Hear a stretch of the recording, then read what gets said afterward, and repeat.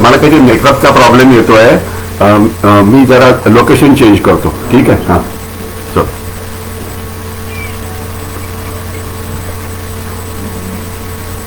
मी live दिसतोय.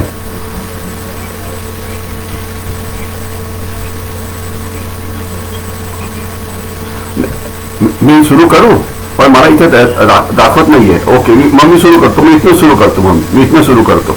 ठीक आहे. फक्त तुम्हाला मग एकदा कॉल करून सांग की माझा आवाज तुला नीट येतोय म्हणून ते. ठीक आहे. हां मी सुरू केल्यानंतर. ठीक आहे. हां ओके ओके.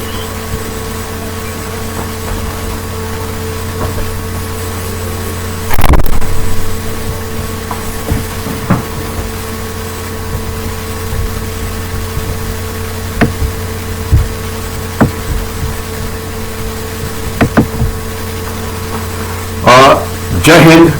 मैं ब्रिगेडियर हेमंत महाजन फेसबुक लाइव में आपका स्वागत करता हूं.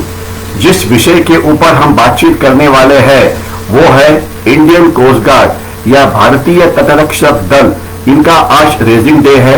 आज है 1 फरवरी, जिस दिन को भारतीय तटरक्षक दल अपना रेजिंग डे के तौर पे मनाते हैं. तो आज हम बात करेंगे बहुत सारे मुद्दों का. सबसे पहले हम बात करेंगे कि भारतीय तटरक्षक दल की स्थापना क्यों हुई, फिर जो अभी की उनकी ऑर्गेनाइजेशन है वो किस प्रकार से है, उनके पास जो अलग अलग प्रकार की जो शिप्स है, एडवांस ऑफशोर पेट्रोल वेसल वगैरह, वो किस प्रकार से है, इनके साथ काम करने के लिए और कौन से सुरक्षा दल है जो काम करते हैं, उनके सामने जो चैलेंजेस है वो चैलेंजेस किस प्रकार की है, पिछले 2 साल के अंदर या 5 साल के अंदर या 2021 में उनकी किस प्रकार से कार्रवाई हुई, ये बहुत सारे मुद्दे हम कवर करेंगे. एक बार मैं कंफर्म करना चाहता हूं कि जो मेरी आवाज है आपको सही तरीके से आ रही है.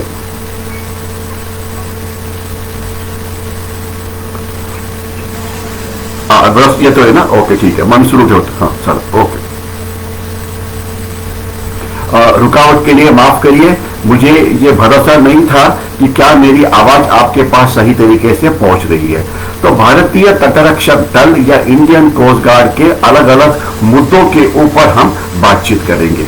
सबसे पहले आपको ये पता होना चाहिए कि जब हम देश की तरफ, देश की सुरक्षा की तरफ देखते हैं तो भारत की जो जमीनी सीमा है, लैंड बॉर्डर्स है, तकरीबन 16,500 किलोमीटर है. जब तक सवाल है सी बॉर्डर्स का या कोस्टल बॉर्डर्स का, वो तकरीबन 7,600 किलोमीटर है. और ये जो बॉर्डर्स है, हमारा जो मेनलैंड का किनारा है, वेस्टर्न कोस्ट, ईस्टर्न कोस्ट, वो तो है ही. इसके सिवाय हमारे पास 2 द्वीप समूह है. एक बे ऑफ बंगाल में जो है वो है अंडमान एंड निकोबार आइलैंड, और जो द्वीप समूह अरेबियन समुद्र के अंदर है वो है लक्षद्वीप एंड मिनिकॉय आइलैंड्स. तो जब हम सागरी सुरक्षा की बात करते हैं तो इसमें ये सभी चीजें आ जाती है. अगर हम हमारे देश का सागरी सुरक्षा का इतिहास देखें तो आप ये देखेंगे कि 70s के अंदर हमारे देश की समुद्र सीमा के ऊपर बहुत स्मगलिंग शुरू हो गई, बहुत इलीगल ट्रेड शुरू हुआ. और उस समय हमारे पास मैरीटाइम सिक्योरिटी की एक ही एजेंसी थी, वो थी इंडियन नेवी. इंडियन नेवी ने बहुत कोशिश की, लेकिन उनकी जो शिप्स थी वो कन्वेंशनल वॉर के लिए है, वो इस प्रकार की स्मगलिंग या इलीगल ट्रेड को रोक नहीं पाए. इसलिए गवर्नमेंट को ये रिकमेंड किया गया कि एक अलग एजेंसी तैयार की जाए जो इस काम को अच्छी तरह से कर सकती है. और अल्टीमेटली 1 फरवरी 1973 के अंदर इंडियन कोस्ट गार्ड जो है उसकी स्थापना हुई. और उस दिन से ये तटरक्षक दल या कोस्ट गार्ड को तैयार हुआ. पहले इसमें जो जवान थे, ऑफिसर्स थे, ऑब्वियसली पहले ये इंडियन नेवी के होते थे.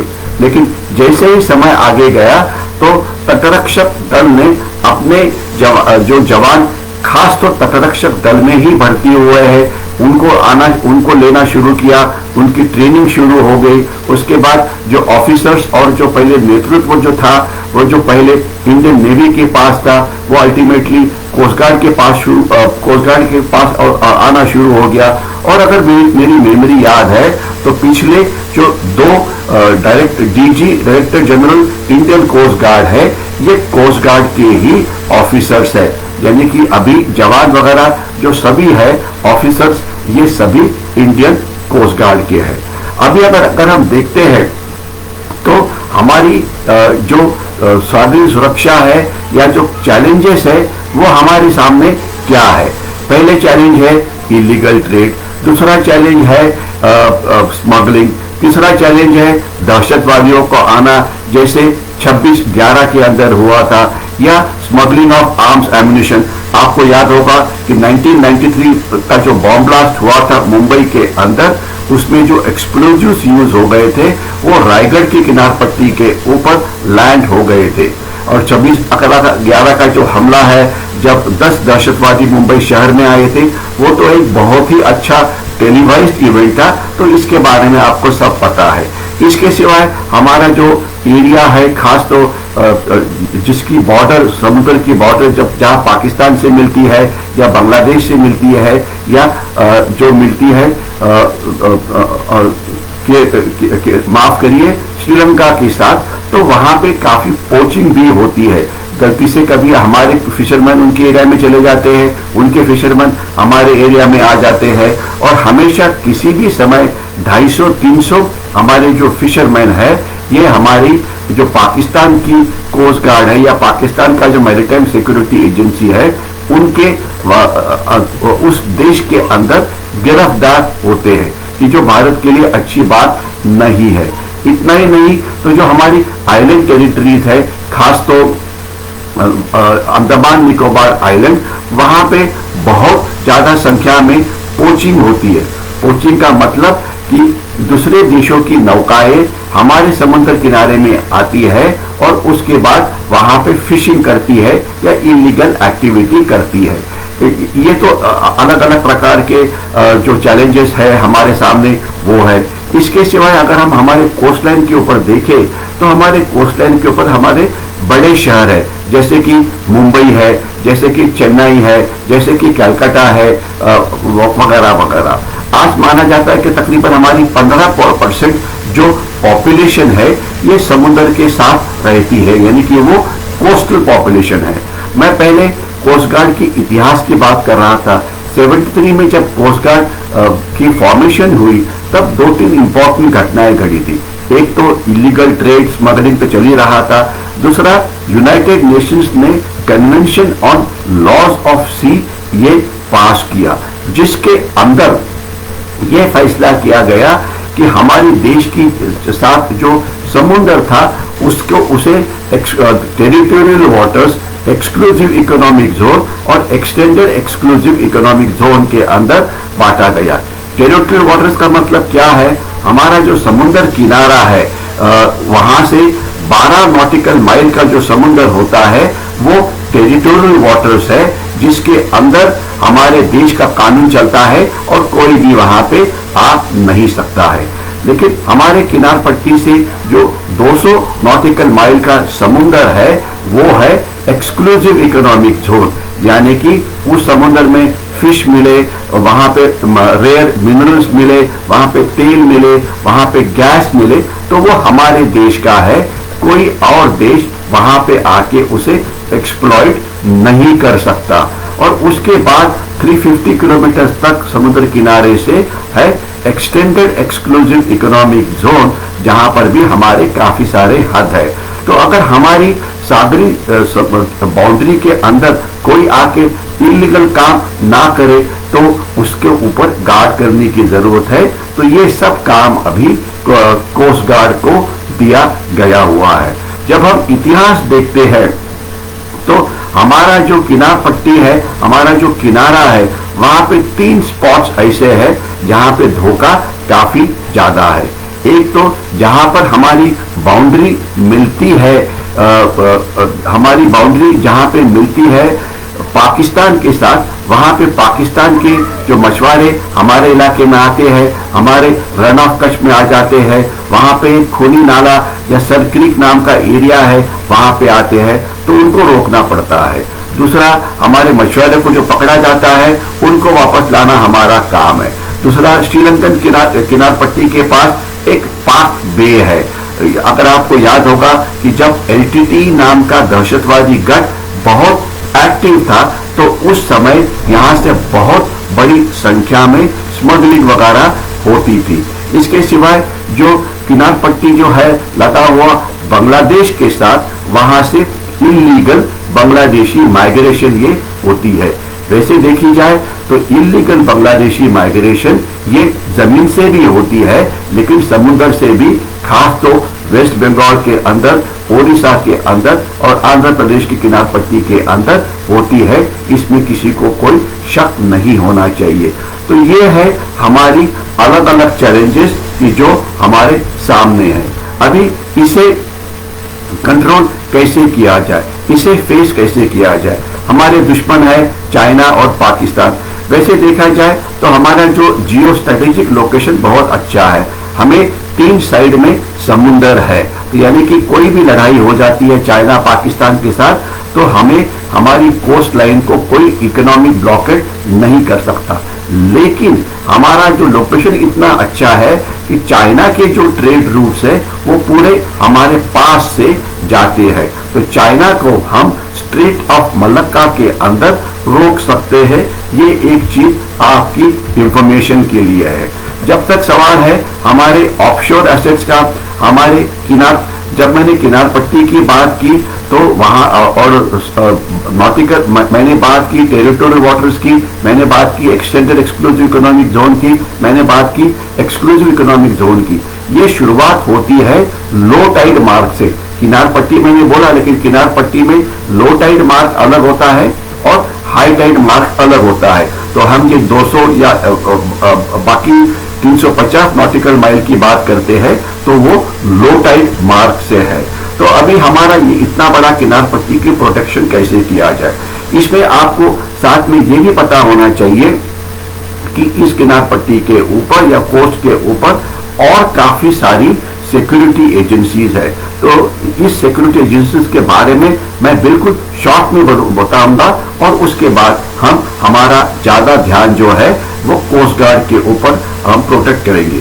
यहाँ पे एक तो इंडियन नेवी है, लेकिन इंडियन नेवी का जो काम है वो 200 नॉटिकल माइल के बाद का जो एरिया है उसके ऊपर ध्यान रखना। फिर उसके बाद कोस्ट गार्ड के ऊपर तो बात करेंगे। इसके सिवाय कोस्टल पुलिस है, यानी कि सागरी पुलिस है। सागरी पुलिस का काम होता है किनार पट्टी से लेकर 20 नॉटिकल माइल तक पेट्रोलिंग करना, और वहां पे कुछ गड़बड़ हो रही है तो उसके ऊपर ध्यान रखना। तो यानी कि ये 3 स्तरीय एक प्रकार की सुरक्षा व्यवस्था है। पहले पुलिस किनार पट्टी के साथ, उसके बाद कोस्ट गार्ड, उसके बाद नेवी। अभी जो पुलिस है उनके पास पेट्रोलिंग बोट है, नेवी के पास पेट्रोलिंग बोट है, और इसके सिवाय जो हमारा कोस्ट गार्ड है उनके पास भी है। इसके सिवाय और काफी सारी एजेंसीज वहां पर है। एक तो है बॉर्डर सिक्योरिटी फोर्स, वो खास तो 2 जगह पे है। एक तो सरकरी एरिया जो रन ऑफ कच्छ में है, और दूसरा भारत बांग्लादेश बॉर्डर के ऊपर जो एक त्रिभुज प्रदेश बनता है जिसे सुंदरबन बोला जाता है, वहां पे उनकी फ्लोटिंग बीओपीज है। इसके सिवाय कस्टम्स है, कोई भी ट्रेड होता है किसी देश के साथ तो कस्टम के थ्रू जाता है। इसके बाद रेवेन्यू इंटेलिजेंस एजेंसीज है। इसके सिवाय जो बड़े बड़े बंदर है वहां पे CISF यानी सेंट्रल इंडस्ट्रियल सिक्योरिटी फोर्स है। इसके सिवाय पोर्ट ट्रस्ट है। इसके सिवाय DG शिपिंग है। यानी बहुत सारी एजेंसीज है वहां पे जो काम करती है।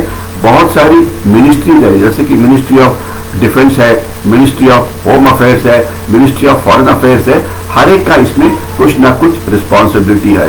तो इसीलिए अगर कोई भी आपने आपकी सुरक्षा अच्छी करनी है, तो जब सभी एजेंसी एक साथ कोऑर्डिनेशन करके काम करेंगे तो अच्छा काम होगा। अभी हो क्या रहा है, अभी एक थिएटर कमांड नाम की चीज भी तैयार हो रही है, जिसके ऊपर जनरल रावत, बिपिन रावत काम कर रहे थे, जिसमें एक मैरीटाइम कमांड होने का एक प्लान है।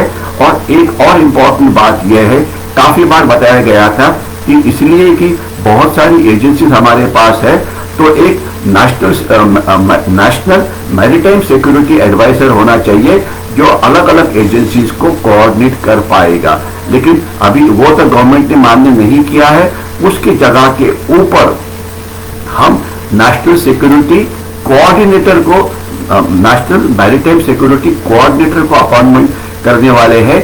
वो या तो कोस्ट गार्ड का या नेवी का एक रिटायर्ड या सर्विंग वाइस एडमिरल के हुद्दे के अधिकारी होंगे। तो ये एक काफी सारी प्रगति हो गई है। हम आगे जाते हैं कि हमारे इलाके में हो क्या रहा है और अभी क्या और तरीके हमने और क्या करना चाहिए। पहले हम कोस्ट गार्ड के बारे में अभी हम ज्यादा फोकस करते हैं। कोस्ट गार्ड के पास तकरीबन स्ट्रेंथ उनकी 20,000 के आसपास है। उनके पास बहुत सारे शिप्स है, जिसके अंदर ऑफशोर पेट्रोल वेसल्स है, एडवांस ऑफशोर पेट्रोल व्हीकल्स है, कुशन वेसल्स है। उनके पास मतलब अलग अलग प्रकार के उनके पास जो जहाजें हैं, और इनका जो वजन है ये 2 या 2,500 टन से लेकर 3,500 तक है। उनकी रेंजेस 1,000 किलोमीटर से ज्यादा है। इन शिप्स के ऊपर रडार लगा होता है, जिससे वो जो समुद्र में जो शिप्स घूमते हैं उनको दूर से वो देख पाता है। उनके पास वहां पे हथियार होते हैं। 20-25 लोग इस शिप्स के ऊपर सवार होते हैं, जिनके पास लाइट मशीन गन, इसके सिवाय राइफल और जो नॉर्मल हथियार किसी सोल्जर के पास होते हैं वो होते हैं। तो वो ये पेट्रोलिंग करते। तो ये इनकी जो ये शिप्स है अलग अलग प्रकार की है, जिसमें मैंने 2 शिप्स के नाम देने चाहिए। एक तो है पोल्यूशन कंट्रोल वेसल्स की, जो ऑब्वियसली पोल्यूशन कंट्रोल करने के लिए है, और दूसरा है जैसे बोलेंगे कुशन वेसल्स या होवरक्राफ्ट, जो जहां पे दलदल का एरिया होता है, जहां पे मार्शी एरिया होता है, वहां पे काम करने के लिए। तो हमारे पास अभी जो इनके पास जो ये अलग अलग वेसल्स है, ये काफी मॉडर्न है, काफी अच्छे हैं और अच्छी तरह से काम करते हैं। तो इनकी और ये सभी तकरीबन मोस्ट मॉडर्न है, और आमतौर पे इन्हें लार्सन और टोब्रो यानी कि इंडियन शिपिंग कंपनीज ने बनाया हुआ है। तो ये एक अच्छी बात है। कोस्ट गार्ड के पास जो और दूसरे एसेट्स है वो है हवा में उड़ने वाले। वो क्या है, उनके पास अलग अलग प्रकार के एयरक्राफ्ट है, फिक्स्ड विंग एयरक्राफ्ट है, इसके सिवाय रोटर यानी कि हेलीकॉप्टर्स वगैरह है, जिससे वो समुद्र के ऊपर निगरानी रख सकते हैं। तो शिप्स जब तक सवाल है एयरक्राफ्ट का, जब तक सवाल है हेलीकॉप्टर्स का, इनकी संख्या अच्छी होती है। तो ये रहे उनके पास एसेट्स। अब इनका काम क्या है? इनका काम है एक्सक्लूसिव इकोनॉमिक जोन के ऊपर जो हलचल हो रही है उसके ऊपर ध्यान रखना, सर्वेलेंस करना, पेट्रोलिंग करना। पेट्रोलिंग करते समय अगर कोई वो सस्पिशियस शिप को देखते हैं तो उसे रोक के उसको चेकिंग करना, स्मगलिंग को रोकना, इलीगल ट्रेड को रोकना। अगर कोई लॉ एंड ऑर्डर प्रॉब्लम हो जाती है समुद्र के अंदर, उसके ऊपर ध्यान देना। इसके सिवाय लाइफ सेविंग, अगर कोई फिशरमैन की बोट डूब जाती है तो उनको बचाना। अगर कोई बड़ा नेचुरल डिजास्टर होता है, जैसे कि सुनामी हुआ था अंडमान के अंदर, अभी बहुत सारे बड़े हरिकेन्स हुए थे हमारे कोकण के कोस्टल एरिया के अंदर। तो इस समय जिसे बोलते हैं माफ करिए डिजास्टर मैनेजमेंट, उसमें मदद करना, ये उनके अलग अलग काम है। ये काम अच्छी तरह से होते हैं। और अगर आप इंडियन कोस्ट गार्ड के वेबसाइट के ऊपर जाएंगे तो वहां पे आपको उन्होंने अभी तक क्या क्या अच्छे काम किए हैं इसके बारे में पूरी जानकारी ये मिल जाएगी। तो इस पे उन्होंने क्या क्या अच्छे काम किए हैं, उन्होंने तकरीबन 250-300 फिशरमैन के लाइफ बचाए हुए हैं जब समुद्र में कोई एक्सीडेंट हुआ है, जब किसी प्रकार का डिजास्टर मैनेजमेंट हुआ है तब मदद की हुई है। और 2-3 जो बड़े एक्ट उन्होंने किए हैं उसके बारे में बोलना जरूरी है। आपको याद होगा कि पिछले साल एक शिप जिसे हमने जो शायद श्रीलंका से आ रहा था, एक फिशिंग बोट थी जिसमें हमने तकरीबन 3 या 4 हजार करोड़ का नारकोटिक्स पकड़ा है। ये इंटेलिजेंस बेस्ड ऑपरेशन था, जिसे इंटेलिजेंस ये मिली थी हमारे एजेंसीज की तरफ। आपको पता है कि हमारी अलग अलग इंटेलिजेंस एजेंसीज है, जिसके अंदर इंटेलिजेंस ब्यूरो है, जिसके अंदर रिसर्च एंड एनालिसिस विंग है, जिसके अंदर नेशनल टेक्निकल रिसर्च ऑर्गेनाइजेशन है, वगैरह वगैरह। तो इनकी मदद से ये ऑपरेशन किया, उन्होंने ये खबर दी थी और वो शिप को पकड़ा गया और काफी सारी संख्या में ड्रग्स पकड़े गए। इसके सिवाय उसी प्रकार का एक ऑपरेशन जो गुजरात के कोस्टलाइन के पास हुआ था, जहां पर काफी सारी ड्रग्स फिर पकड़े गए। आज पाकिस्तान और हमारे देश के दुश्मन चाइना वगैरह काफी भारी संख्या में ड्रग्स को हमारे देश भी भेज रहे। हमारे देश में समुद्र किनारे से केवल ड्रग्स ही नहीं आते, स्मगलिंग भी नहीं होता, इसके सिवाय फेक इंडियन करेंसी नोट्स, यानी कि जो झूठे नोट्स है इंडियन करेंसी वाले, इसे भी लाया जाता है। तो इसे सबको रोकना है। इसके सिवाय एक और अच्छा ऑपरेशन कुछ महीने पहले की बात है, न्यू बॉम्बे के अंदर कंटेनर से कुछ ड्रग्स, गोल्ड वगैरह लाया गया था। तो ऑब्वियसली इसे भी रोकना ये काम हमारा है। इतना ही नहीं, तो इसके सिवाय एक और बड़ी घटना हुई थी कि जो हमारा एक पोर्ट है गुजरात का, उस गुजरात पोर्ट के अंदर काफी बड़ी तादाद में नारकोटिक्स आया था। तो जब हम सागरी सुरक्षा की बात करते हैं तो इसे भी रोकना है, क्योंकि काफी बार कंटेनर्स जिससे ऑफिशियल ट्रेड होता है दूसरे देश के साथ, उससे भी ये धोखा हो सकता है।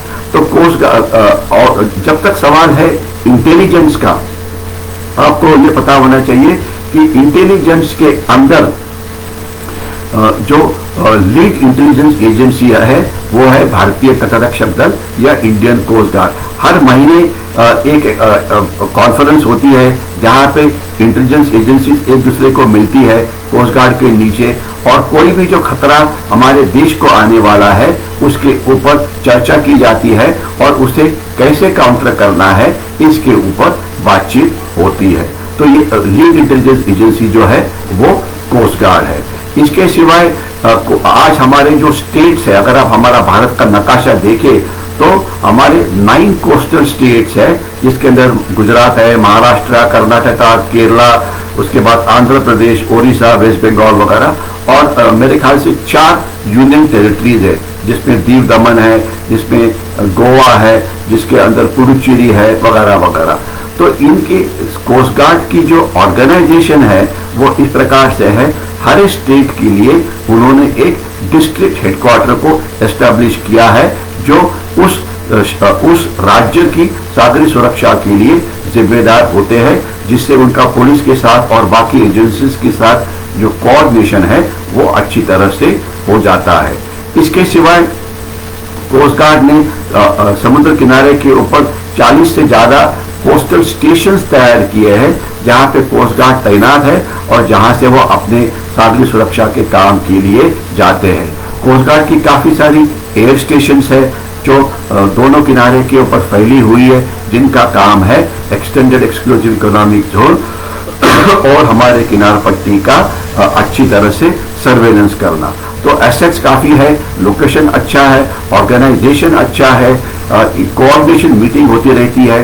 और इसके सिवाय एक इंपॉर्टेंट एक्टिविटी जो 26/11 के बाद शुरू हो गई वो ये है कि हम रेगुलर ये सारी एजेंसी इकट्ठा आती है और हर 6 महीने के बाद एक एक्सरसाइज करती है जिसमें सभी एजेंसीज जो कोस्टल सिक्योरिटी में या मैरिटाइम सिक्योरिटी में इन्वॉल्व है, यानी कि navy, coast guard, police, intelligence agencies, CISF वगैरह वगैरह, ये इकट्ठा आके 2-3 दिन सब जगह की चेकिंग करते हैं, दहशतवादियों को रोकने के लिए मॉक ड्रिल की प्रैक्टिस करते हैं, वगैरह वगैरह। तो अभी तक आजकल बहुत सारी एक्सरसाइजेस हुई है जिससे कोऑर्डिनेशन जो है ये काफी सारा अच्छा हो गया है। तो ये तो अच्छी बात है, इसमें मतलब इससे कोऑर्डिनेशन इंप्रूव हो जाता है, एक दूसरे को आप अच्छी तरह से जानते हैं, वगैरह वगैरह। लेकिन जब तक सवाल रिजल्ट्स का है, अगर आप देखेंगे कि हमने जैसे बोला कि 3 स्तरीय हमारी कोस्टल सिक्योरिटी है, लेकिन अगर आप पुलिस के वेबसाइट के ऊपर जाएंगे तो उन्होंने पिछले 1 साल में 2 साल में कितने लोगों को पकड़ा, कितना स्मगलिंग रोका, उसके बारे में कोई इंफॉर्मेशन नहीं है, यानी कि उन्होंने किसी को पकड़ा नहीं है। नेवी के भी वेबसाइट के ऊपर आप जाएंगे तो वहां पर भी आपको कुछ डिटेल्स मेंशन नजर नहीं आएंगे। सिर्फ कोस्ट गार्ड का ही साइट है जहां पे वो बताते हैं कि उन्होंने कितने लोगों को पकड़ा है, कितना स्मगलिंग को रोका है, वगैरह वगैरह। तो आज ये जो स्मगलिंग जो हमारे देश के लिए एक बहुत बड़ा खतरा है, इसे रोकने की जरूरत है। मैं ज्यादा डिटेल में अंडमान निकोबार के बारे में नहीं बताऊंगा क्योंकि उसकी जो चैलेंजेस है वो अलग है। वहां पे नेवी भी है, वहां पे कोस्ट गार्ड भी है, वहां पे इंडियन आर्मी भी है। वो एक बातचीत करने का अलग विषय कभी बाद में हो सकता है।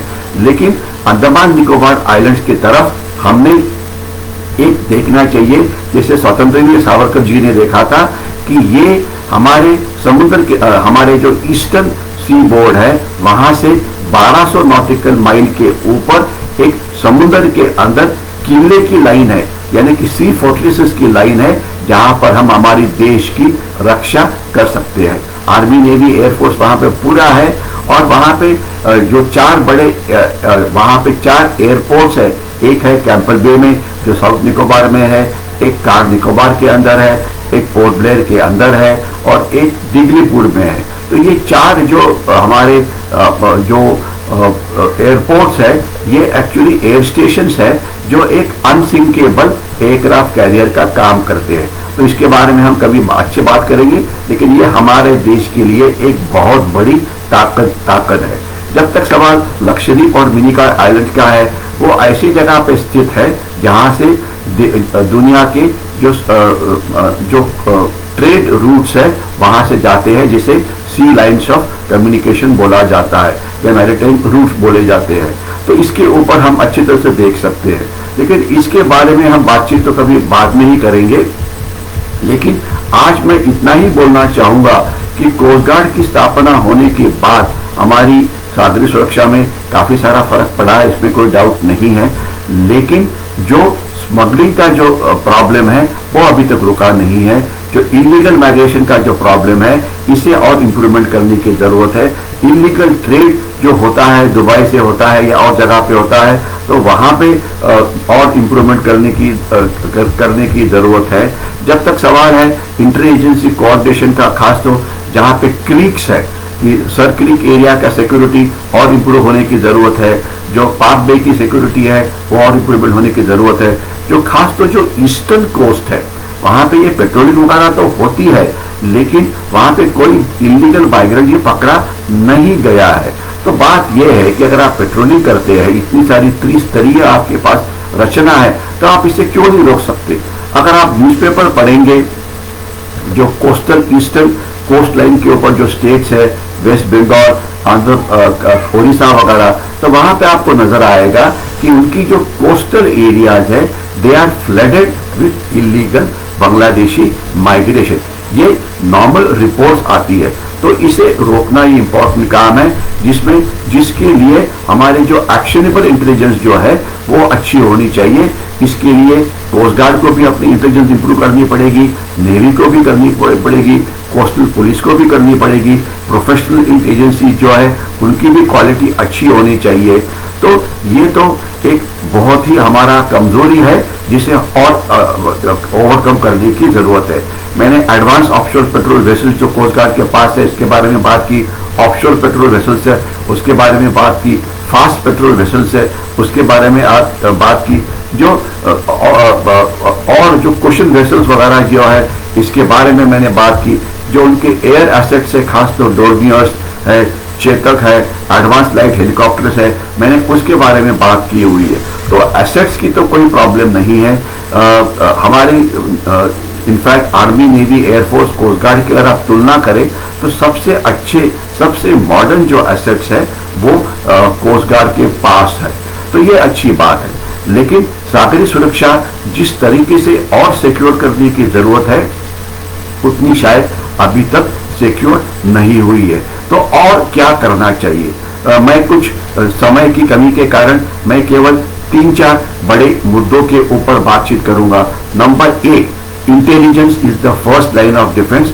इंटेलिजेंस हर एक कोस्टल एजेंसी को ठीक करनी पड़ेगी, इंक्लूडिंग कोस्ट गार्ड, क्योंकि बिना इंटेलिजेंस का केवल पेट्रोलिंग करने से कोई फायदा नहीं है। दूसरा जो मेन चीज है वो है कोऑर्डिनेशन। इसके अंदर मैं आपको ये बोलना चाहूंगा कि कोस्ट गार्ड के डिस्ट्रिक्ट हेडक्वार्टर है, इसके सिवाय 4 जॉइंट ऑपरेशनल सेंटर्स यानी कि कंबाइंड हेडक्वार्टर्स तैयार हुए हैं।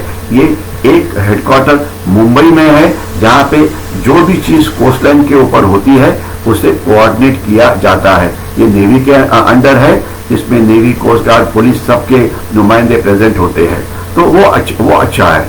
एक है जिसको मैंने बोला मुंबई के अंदर है। दूसरा जो जॉइंट ऑपरेशनल सेंटर है वो कोची यानी कि केरला के अंदर है।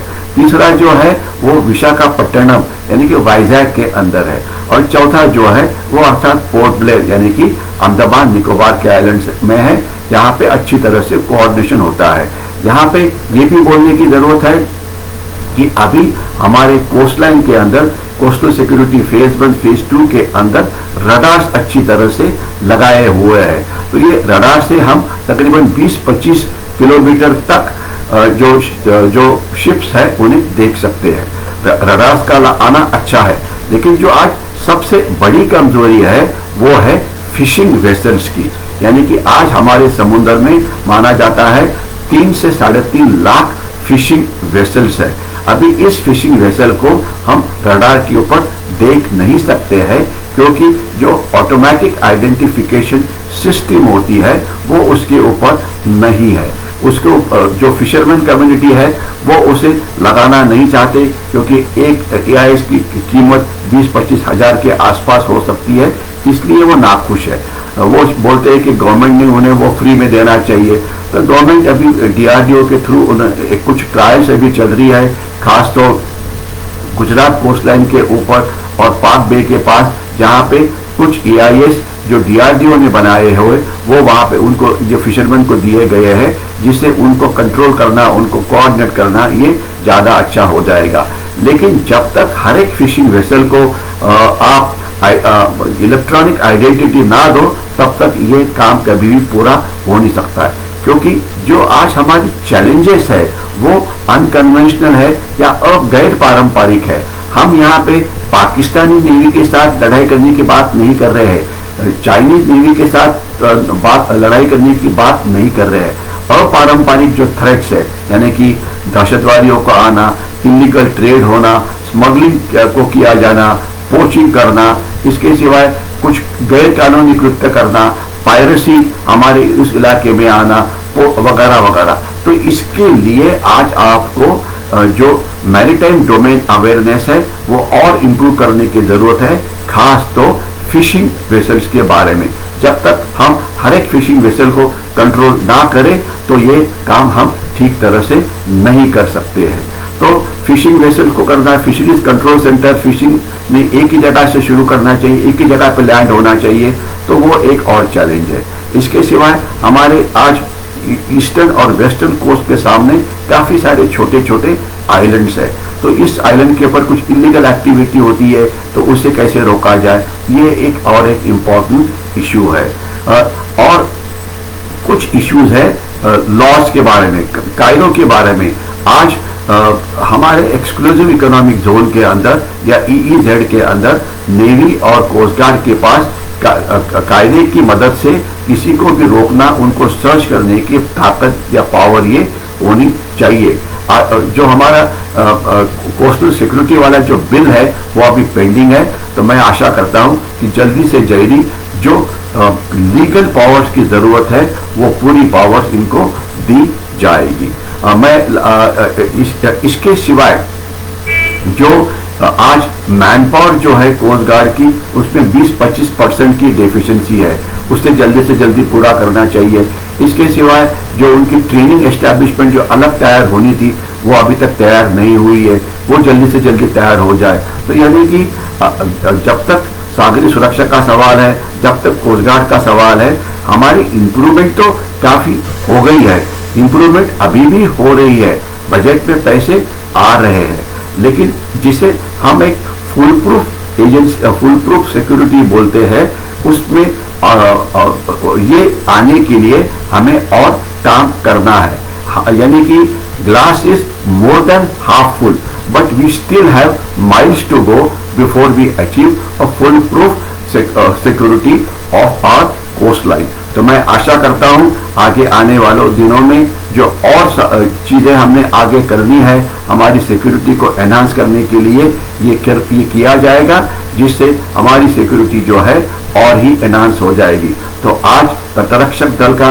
रेजिंग डे है, तो उनको हम बधाई देते हैं और आशा करते हैं कि वो इतर सारे एजेंसीज के साथ इकट्ठा काम करके, इकट्ठा कोऑर्डिनेशन करके हमारी जो सिक्योरिटी है उसे और ज्यादा मजबूत करेंगे। यहीं पर मैं रुकता हूं। जय हिंद।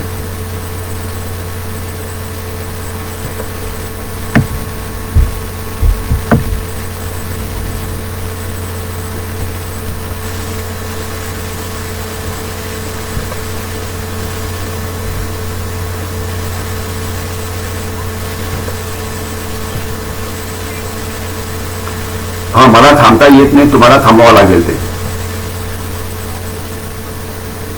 मी नुसती लिंक बंद करू का? अच्छा अच्छा, ओके, ठीक आहे।